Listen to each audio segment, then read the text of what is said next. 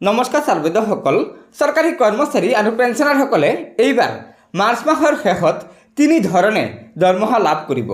প্ৰথমতে হ'ল এইবাৰ যি মাৰ্চ মাহৰ দৰমহা আছে সেই দৰমহা আপোনালোকে 2 এপ্ৰিলৰ পিছত লাভ কৰিব, অৰ্থাৎ এই সপ্তাহৰ ভিতৰতে পাব। এতিয়া আমি দ্বিতীয়টো গুৰুত্বপূৰ্ণ খবৰ দিব ওলাইছোঁ যে এইবাৰ আপোনালোকৰ দৰমহা আৰু পেঞ্চন বৃদ্ধি পাব, সেয়া আপোনালোকে জানেই। কিয়নো এইবাৰ 4% ডিএ বৃদ্ধি পাইছে, যাৰ ফলত চৰকাৰী কৰ্মচাৰী আৰু পেঞ্চনাৰসকলে মাৰ্চ মাহৰ দৰমহা 50% ডিএ সহকাৰে লাভ কৰিব, যাৰ ফলত আপোনালোকৰ দৰমহা বহু পৰিমাণে বৃদ্ধি পাব।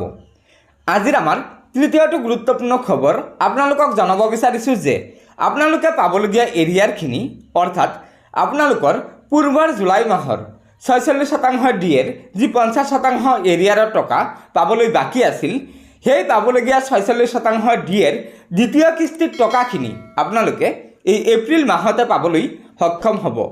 আনহাতে আপোনালোকৰ বৰ্তমানৰ 50% ডিএৰ, অৰ্থাৎ শেহতীয়াকৈ জানুৱাৰী 2024 যি 4% ডিএ বৃদ্ধি পাইছে, এই 4% ডিএৰ এৰিয়াৰৰ টকা মে আৰু জুন মাহত দুটা সমান কিস্তিত আপোনালোকে পাবলৈ সক্ষম হ'ব। গতিকে ছাৰ্বৈদসকল, এয়াই আছিল আমাৰ ৰাজ্যিক কৰ্মচাৰীসকলৰ দৰমহা সম্বন্ধীয় আজিৰ গুৰুত্বপূৰ্ণ খবৰ। আশা কৰিছোঁ এই ভিডিঅ'টোৰ জৰিয়তে আপোনালোকে কিবা এটা কথা জানিব পাৰিছে। সেয়েহে লগৰ বন্ধুবৰ্গক এই ভিডিঅ'টো শ্বেয়াৰ কৰি আজিৰ এই গুৰুত্বপূৰ্ণ খবৰটো জনাই দিব। আৰু নতুনকৈ অহা ছাৰ্বৈদসকলে পৰৱৰ্তী সময়ত ৰাজ্যিক কৰ্মচাৰীসকলৰ বিভিন্ন খবৰসমূহ পোনপ্ৰথমে পাবলৈ অনুগ্ৰহ কৰি আমাৰ এই চেনেলটো ছাবস্ক্ৰাইব কৰি ল'ব। গতিকে আজিৰ ভিডিঅ'টো ইয়াতে সমাপ্ত কৰিলোঁ। ধন্যবাদ। জয় আই অসম।